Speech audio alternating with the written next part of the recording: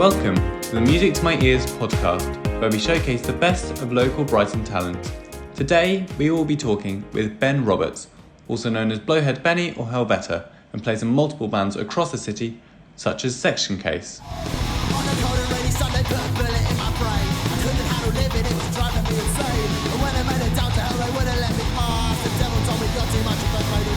Welcome, Ben. It's nice to be here. So, tell us about yourself.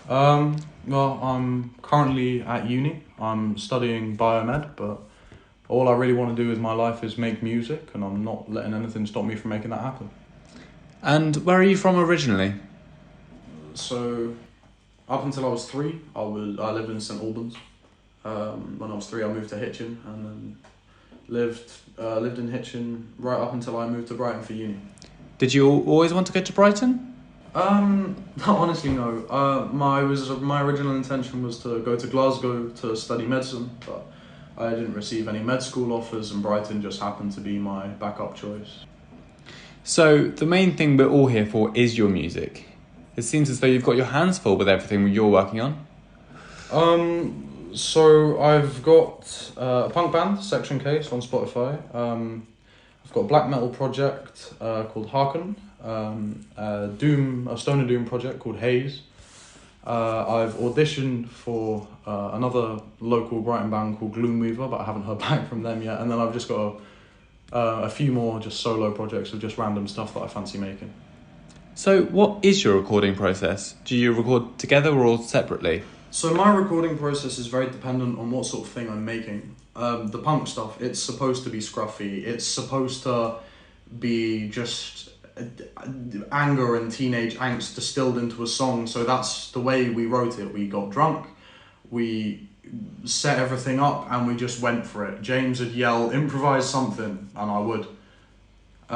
For Haze, the stoner doom stuff, it's a lot more about creating an atmosphere, about guiding the listener on a journey. Windhand, amazing example of that. Bong Ripper, amazing example of that. And for me, when it comes to that music, the structure is absolutely key. I sit for an hour, maybe 2 hours, just planning out the structure of the song before I even touch an instrument. And then I'll just mess about and try and write riffs. And as soon as I catch something that sounds good, okay, take it, improve it, then record. And for black metal, black metal's just my therapy. Whatever comes to mind, I record, and at the end, if it sounds like a song, good. Because that's just, to me, that's what black metal is. It's angry people making angry music, and if you don't have that in you when you're recording it, you're not going to make black metal. And actually, producing techno really helped my mixing and my engineering when it comes to recording live bands, like getting levels, mixing. That really helped that. That's fascinating. How did you get started with music? My dad's a musician. He taught me to play guitar. He's been teaching me for longer than I can remember. Photos of me when I'm 3 with one of his guitars in my hand. You mentioned you started with guitar and you still play today? What else do you play? I play a lot of different instruments, but guitar and vocals mostly, yeah, and bass.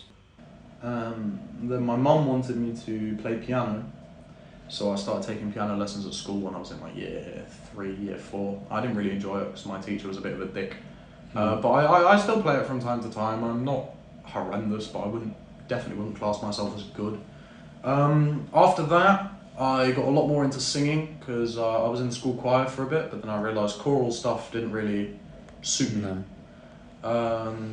Thinking about my first ever band and doing Black Sabbath and Alice Cooper, I started doing more of that, and then that just slowly progressed more and more and got heavier and heavier. I played the saxophone. I've played that for 6 years. That was just actually I started playing saxophone because of Lisa Simpson. I just thought it seemed like a bit of fun. I stuck with it because my saxophone teacher was amazing. Mr. Woodin was an absolutely fantastic man.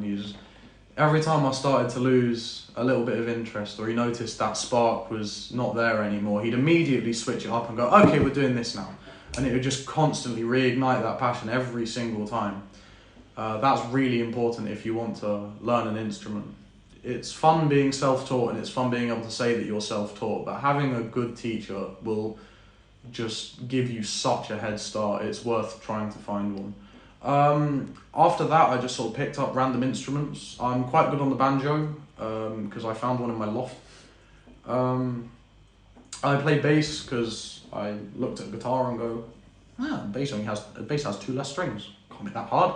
I was wrong, but trying to play bass my first time kicked my ass bad enough that I was like, okay, I'm coming back to this and I'm ready. I'm going for that. And then just random stuff after that I've picked up. Harmonica was fun. My dad did a lot of folk. He had a load of harmonicas and he just gave me one. I messed about with that for a bit. My cousin got a violin as a Christmas present when she was about 8. Nicked that off her immediately.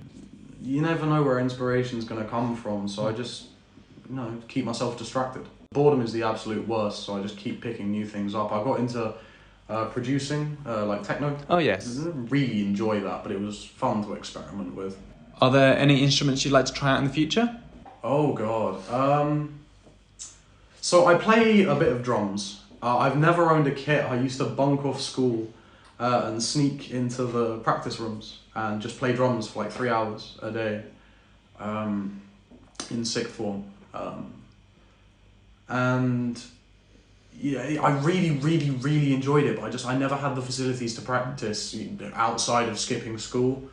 So if I could properly dedicate myself to something, I'd definitely love to give drums like a serious go.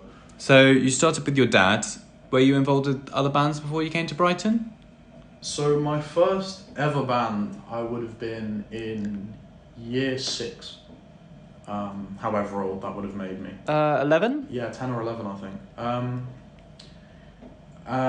Terrible name. We were called Sound Explosion. We just did covers of stuff my dad liked. Black Sabbath, Alice Cooper, and we played at my primary school's end of year festival. And that was the first time I really thought, yeah, this performing thing's kind of fun. And then just ever since then, I've just been trying to get bands together, and it's just every single time it's failed. So that's when I started on my solo projects. But then I had that moment with James, and that's how Section Case was born. But yeah, finding members is horrendous these days. You can't find a drummer anywhere. So solo projects it is until I can find some reliable people. So at what point did you realise you wanted to do your own original songs rather than covers? I mean, I guess in my head I always knew it. Like, isn't that the goal of every musician, to make your own music? The first thing I started with was I would just tweak the covers slightly just to fit me better. And then just with my dad, I'd get him to teach me just how to work out chord progressions and stuff like that, and then I'd just sit by myself going, okay, that's nice. Okay, that's nice. And again, just tossing darts at a dartboard and seeing how close you can get to the bullseye. It's just something that comes over time. So with your bands, what music can fans look forward to? So my punk band has an album and a single out already on Spotify. Very heavily satirical, if that's your sort of thing. The black metal demo should be ready in a week to 2 weeks, and the doom demo slightly longer than that. And they're available on Spotify?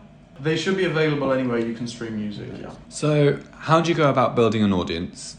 Well, so the method we used for the punk album, which was reasonably successful, we've had a fair few listeners since release.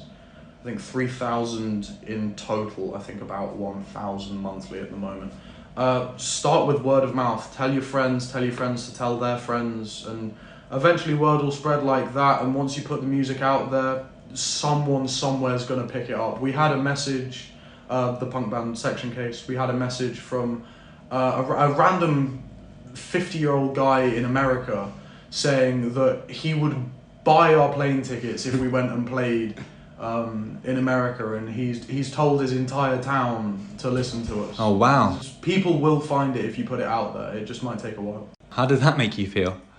It was slightly surreal because we didn't pay too close attention to how we were writing it when we were writing it. We just get drunk at 2 a.m, we'd set the mic and the amp up and just have a go.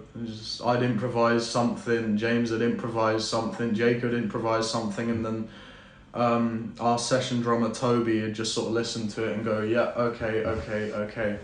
And we just recorded those, retook it where it needed to be retook, but the whole album was done in 3 weeks because we just went for it. It's punk, it's not supposed to be perfect. So, with all of this music being made, do you have an end goal in mind?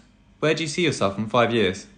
Oh, 5 years. I mean, ideally speaking, I'd like my bands to be signed. I'd like to be able to. I'm not in it for the money. It's just it would just be a great help to me if I could make money off it. So then I can dedicate, more money I make from the music, more time I can dedicate to the music.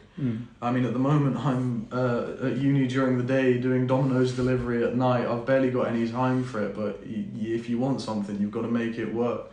I set myself a goal for each of the bands, just something silly. For Section Case, I'd really like us to, if we could get signed to EMI, because that was the Pistols' old label. For Hayes, my main inspiration was this band called Electric Wizard, which is a very, very good Stoner Doom band. And they have a nickname which is the heaviest band in the universe, and I will take that title if I can. And Harken, I would like to play in Leipzig, which is where my favourite concert ever took place, which was Mayhem Live in Leipzig, 1991. You'd like to play in Leipzig. It's beautiful there. Is there anywhere else you'd like to play?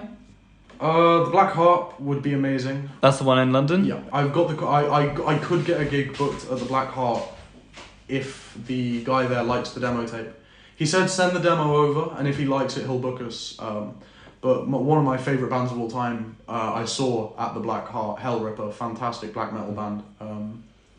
To me, that venue is just hallowed turf now. If I got to play there, that would be amazing. Yeah. I'd imagine the Black Heart is slightly less glamorous than Leipzig, but still iconic. So before we finish up, are there any final comments you'd like to give to our listeners? If you don't listen to music and you don't make music, you're never going to be able to understand how much music means to the people who do listen to it and who do make it. For me, music is my everything. It's the only way I'm capable of expressing myself.